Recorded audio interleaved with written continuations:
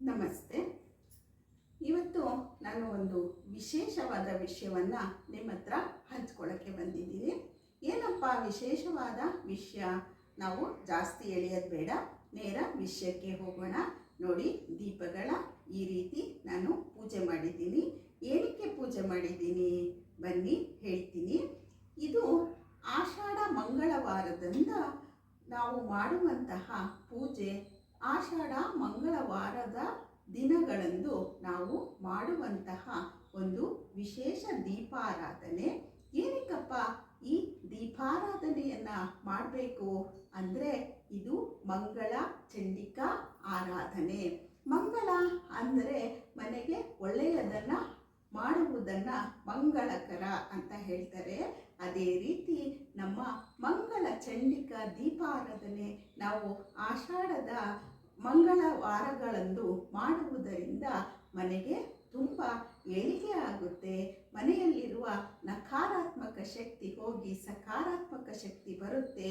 ನಿಮ್ಮ ಮನೆಯಲ್ಲಿ ಯಾರಿಗಾದರೂ ಕೆಲಸ ಬೇಕಾ, ಇಲ್ಲ ಎಂದರೆ ಮದುವೆ ಆಗಬೇಕಾ, ಮನೆ ಕಟ್ಟಬೇಕಾ, ಯಾವುದೇ ಇಚ್ಛೆ ಇರಲಿ ನಿಮ್ಮದು, ಈ ದೀಪವನ್ನು ನಾವು ಆರಾಧಿಸುವುದರಿಂದ, ಮಂಗಳ ಚಂಡಿಕಾ ಆರಾಧನೆ ಮಾಡುವುದರಿಂದ ಈ ದೀಪದ ಮೂಲಕ ನಮಗೆ ಯಶಸ್ಸು ಕಟ್ಟಿಟ್ಟ ಬುತ್ತಿ ಅಂತ ನಾನು ಹೇಳ್ತೀನಿ. ಯಾಕಂದರೆ ಇದು ನಿಜವಾಗಲೂ ನನ್ನ ಅನುಭವಕ್ಕೆ ಬಂದಿರುವಂಥದ್ದು. ನಾನು ಸಹ ಮೊದಲು ಇದನ್ನು ಮಾಡಿ ನಮ್ಮ ಮನೆಯನ್ನು ಒಂದು ಮಟ್ಟಕ್ಕೆ ಉದ್ಧಾರವಾಗುವಂತೆ ಅನುಗ್ರಹ ಪಡೆದುಕೊಂಡು ನನ್ನ ಅನುಭವವನ್ನು ನಿಮಗೆ ಹೇಳ್ತಾ ಇದ್ದೀನಿ. ನನ್ನ ವಯಸ್ಸು ನೋಡಿದ್ರೆ ನಿಮಗೆ ಗೊತ್ತಾಗುತ್ತೆ. ನಾವು ಸಹ ಮಧ್ಯಮ ಕುಟುಂಬದಿಂದ ಬಂದವರು, ತುಂಬ ಕಷ್ಟಗಳನ್ನು ಅನುಭವಿಸಿದ್ದೀವಿ. ಈ ರೀತಿ ಪೂಜೆಗಳನ್ನು ಮಾಡಿ ನಾವು ಇವತ್ತು ಒಂದು ಸ್ವಂತ ಮನೆಯನ್ನು ಕಟ್ಕೊಂಡಿದ್ದೀವಿ. ಅದು 2 ಮನೆಯನ್ನು ಕಟ್ಕೊಂಡಿದ್ದೀವಿ. ಮತ್ತು ಮಕ್ಕಳು ಒಳ್ಳೆ ವಿದ್ಯಾಭ್ಯಾಸವನ್ನು ಪಡ್ಕೊಂಡು ಒಳ್ಳೆ ಜೀವನವನ್ನು ನಡೆಸ್ತಾ ಇದ್ದಾರೆ. ಅವರ ಸಂಸಾರಗಳು ಸಹ ಆನಂದದಾಯಕವಾಗಿದೆ. ಎಲ್ಲರೂ ಸಹ ಒಂಥರ ಸೆಟ್ಲಾಗಿದ್ದಾರೆ.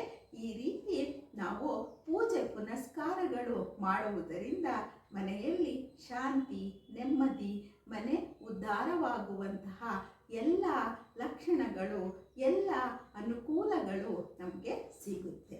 ಇದಕ್ಕೆ ನಾನು ಒಂದು ಉದಾಹರಣೆಯನ್ನು ಸಹ ನಿಮಗೆ ಹೇಳಬೇಕು ಅಂತ ಬಂದಿದ್ದೀನಿ. ರಾಜ ಹರಿಶ್ಚಂದ್ರ ಯಾರು ಗೊತ್ತಿಲ್ಲ ಅಲ್ವಾ?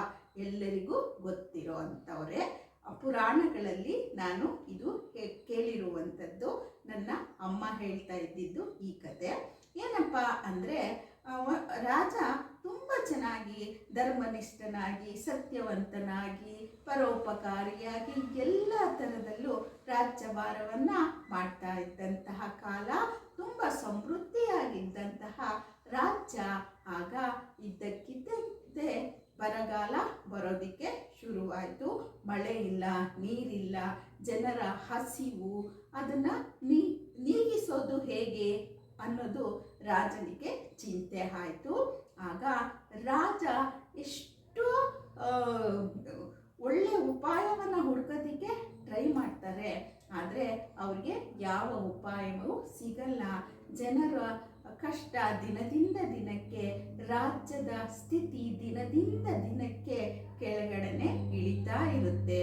ಅಂತಹ ಸಮಯದಲ್ಲಿ ರಾಜಗುರುಗಳನ್ನು ಕೇಳ್ತಾರೆ, ಗುರುಗಳೇ, ಯಾಕೆ ಈ ರೀತಿ ಆಗ್ತಾ ಇದೆ? ನಾನು ಧರ್ಮನಿಷ್ಠೆಯಿಂದನೇ, ಸತ್ಯವಂತನಾಗಿಯೇ ರಾಜ್ಯಭಾರ ಮಾಡ್ತಾ ಇದ್ದೀನಿ, ಆದರೂ ಸಹ ಈ ಬರಗಾಲ ಯಾಕೆ?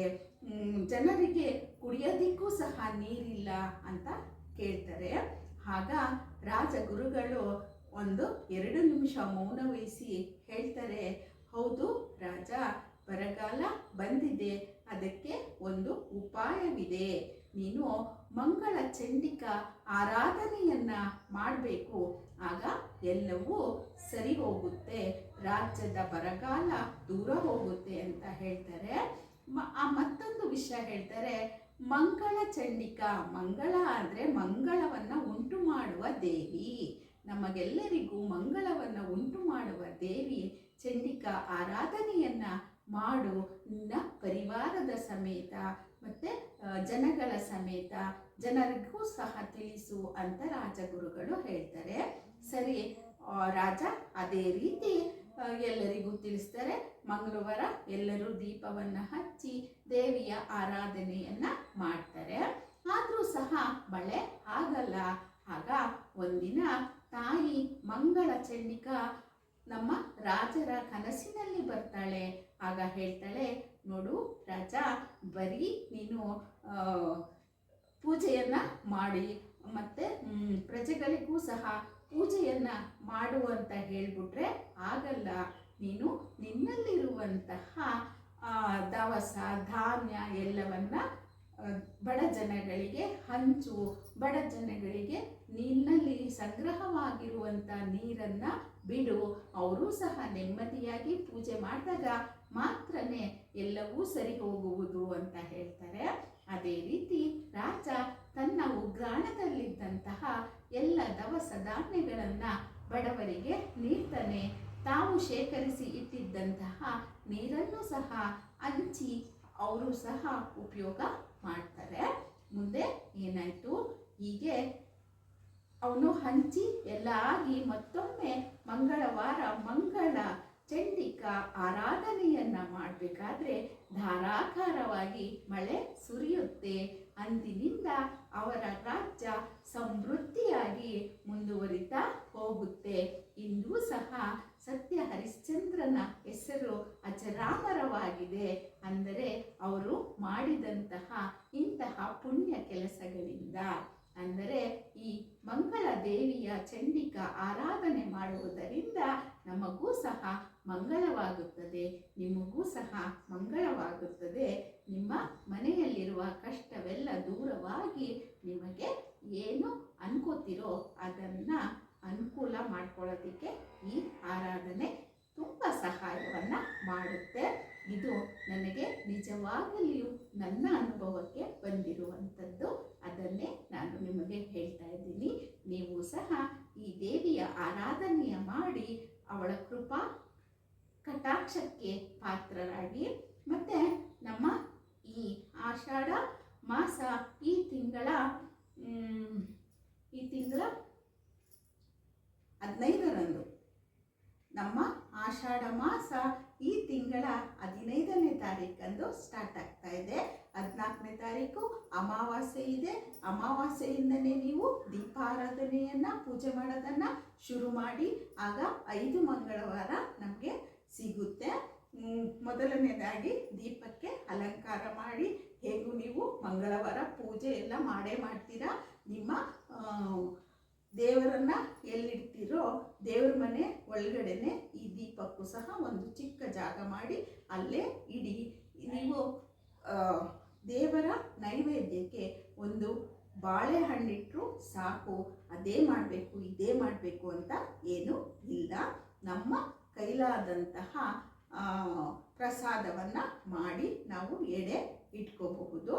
ಮತ್ತು ಈ ದೀಪಾರಾಧನೆಯನ್ನು ನಾವು ಪ್ರತಿ ಮಂಗಳವಾರ ರಾಹುಕಾಲದಲ್ಲಿ, ಅಂದರೆ ಮಂಗಳವಾರ ರಾಹುಕಾಲ 3ರಿಂದ 4:15ವರೆಗೂ ಇರುತ್ತೆ. ಅಂದರೆ ಈವ್ನಿಂಗು, ಅಂದರೆ ಮಧ್ಯಾಹ್ನ ಹೊತ್ತು 3ರಿಂದ 4:15ವರೆಗೂ ಸಿಗುತ್ತೆ. ಆ ಸಮಯದಲ್ಲಿ ನಿಮಗೆ ಅನುಕೂಲ ಇದ್ದರೆ ಮಾಡಿ. ಇಲ್ಲ ಎಂದರೆ ಮಂಗಳವಾರ ಗೋಧೂಳಿ ಸಮಯ, ಅಂದರೆ ಬೆಳಗಿನ ಜಾವದಲ್ಲೂ ಸಹ ನೀವು ಈ ದೀಪಾರಾಧನೆಯನ್ನು ಮಾಡಬಹುದು. ನಿಮ್ಮ ಇಷ್ಟಾರ್ಥವನ್ನು ಸಿದ್ಧಿಸ್ಕೋಬಹುದು. ಈ ತಾಯಿ ತುಂಬನೇ ಕರುಣಾಮಯಿ. ನಿಮ್ಗೇನು ಬೇಕೋ ಅದನ್ನು ಕರುಣಿಸ್ತಾಳೆ. ನಿಮ್ಮ ಕೋರಿಕೆಗಳೆಲ್ಲ ದೇವಿ ಈಡೇರಿಸಲಿ.